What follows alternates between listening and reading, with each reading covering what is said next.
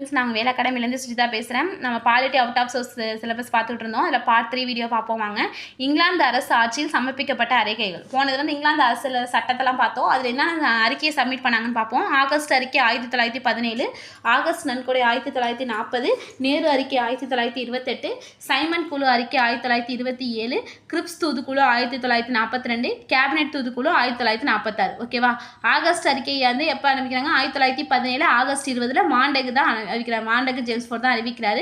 இந்தியாவின் எதிர்கால அரசியல் சீர்திருத்தம் பற்றியும் இந்தியாவில் படிப்படியாக தன்னாட்சி நிறுவனம் ஏற்கப்படுவதும் என ஏற்படுத்தப்படும் என அறிவிக்கிறார். எப்போ? 1917 ஆகஸ்ட் 20. யாரு? மாண்டேகு ஜேம்ஸ்ஃபோர்ட். ஓகேவா? ஆகஸ்ட் நன்கொடை 1940. ஓகேவா? அரச பிரதிநிதியான லித்தின்தோ பிரபு தான் இதை வந்து அறிவிக்கிறாரு. இரண்டாம் உலகப் போர் இந்தியர்கள் கலந்துக்கணும். போர் முடிந்ததும் இந்தியாவுக்கான நிர்ணய சபை அமைக்க ஒரு குழு ஏற்படுத்தப்படும். அக்குழுவில் இந்தியர்களுக்கு இடம் கொடுப்போம் அப்படின்னு சொல்லியிருப்பாங்க. ஆகஸ்ட் நன்கொடையில் யார்? லித்தின்தோ பிரபு 1940. நெக்ஸ்ட் நேரு அறிக்கை 1928, மோதிலால் நேரு தலைமையில். ஓகேவா? 8 பேர் கொண்ட குழு அறிவிக்கிறாங்க. இவங்க எப்போ அறிவிக்கை வந்து வெளியிடுறாங்க? 1928 ஆகஸ்ட் 10. இவர் என்னென்ன சொல்கிறாங்கன்னா, இந்தியாவுக்கு தன்னாட்சி பகுதியை வழங்கணும், மாகாணத்தில் சுயாட்சி அளிக்கணும், மத்திய மாகாண அரசர்களே தெளிவான அதிகார பகிர்வு இருக்கணும், இடஒதுக்கீடு சரியான முறையில் கொடுக்கணும். ஓகேவா? பொது வாக்களிப்பு மற்றும் அடிப்படை உரிமைகள் வழங்கப்பட வேண்டும் அப்படின்னு சொல்லியிருக்காரு. ஓகேவா? இது மட்டும் தான் நேரு அறிக்கையில் சொல்லியிருக்காங்க. நெக்ஸ்ட் வந்து சைமன் குழு. நான் சொன்னேன் 1919ஆம் ஆண்டு சட்டத்தை வந்து 10 ஆண்டுக்கு அப்புறம் நம்ம வந்து அதை ஆய்வு பண்ணி அதில் இருக்க நிறைக்குறையை சொல்லணும். அதை பேஸ் பண்ணி தான் வந்து அடுத்த அரசு சட்டம் வந்துச்சு 1935. அப்போ இரட்டை ஆட்சியை ஒழிச்சிட்டு தன்னாட்சி சுயாட்சி வச்சாங்க, மாகாண சுயாட்சி அறிவிச்சாங்க. ஓகேவா? சைமன் குழு அறிக்கை 1927. 1919ஆம் ஆண்டு சட்டத்தை ஆய்வு செய்ய வராங்க. 1927 நவம்பர் 8 உருவாக்குறாங்க. ஓகேவா? 27 நவம்பர் 8 இப்படி ஞாபகம் வச்சுங்க. 7 8ன்னு வருது, ஞாபகம் வச்சுங்க. குழுவில் வந்து 7 பேர் இருக்காங்க. அதில் ஒரு ஆள் கூட இந்தியர்கள் கிடையாது. அதனால எல்லாருக்கும் வந்து போராட்டம் பண்ண ஆரம்பிச்சிட்டாங்க. ஓகேவா? முதல்ல வந்து 1928 பிப்ரவரி 3 வந்து பம்பாயில் வந்து சைமன் குழு இறங்குது. அப்போ வந்து சைமனே திரும்பி போ அப்படின்னு போராட்டம் பண்ணுறாங்க. ஓகேவா?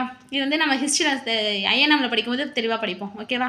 1930 மே மாதத்தில் அறிக்கையை சப்மிட் பண்ணுறாங்க. இவங்க என்னென்ன சொல்கிறாங்க பாருங்கள். இரட்டை ஆட்சி நீக்கப்பட வேண்டும், மாகாணம் பொறுப்பான அரசை கொண்டு வர வேண்டும், வகுப்பாறை பிரதிநிதித்துவம் தொடர வேண்டும். 1935ஆம் ஆண்டு இந்திய அரசு சட்டத்துக்கு இந்த சைமன் அறிக்கை தான் வந்து பேஸ். ஓகேவா?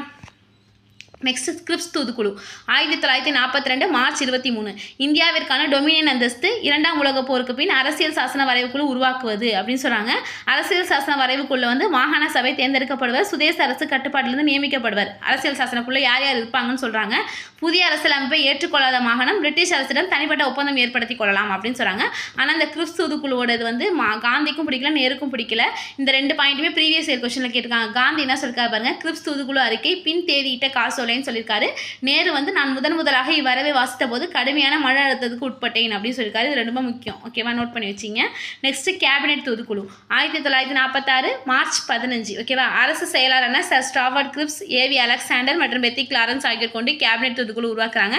இதோட தலைவர் யாருன்னா பெத்தி கிளாரன்ஸ். ஓகேவா? மாகாணம் சுதேச அரசுக்கு உட்பட்ட பிரதேசம் தேர்தல் நடத்தி அதன் மூலம் தேர்ந்தெடுக்கப்பட்ட பிரதிநிதிகளை கொண்டு சுதந்திர இந்தியாவுக்கான அரசியல் சாசனம் உருவாக்கலாம்னு சொல்றாங்க. புதிய அரசியலமைப்பு நடைமுறைக்கு வரும் வரை இடைக்கால அரசாங்கம் இருக்கலாம் அப்படின்னு சொல்றாங்க. இடைக்கால அரசாங்கத்தை வந்து 1946 ஜூன் 15ஆம் தேதி இடைக்கால அரசை அமைக்க 14 பேருக்கு அழைப்பு விடுது இந்த குழு. ஓகேவா? அடுத்தது இடைக்கால அரசாங்கம் இப்போ என்ன ஃபார்ம் ஆச்சுங்கிறத அடுத்த வீடியோவில் பார்ப்போம். ஓகேவா? தேங்க்யூ.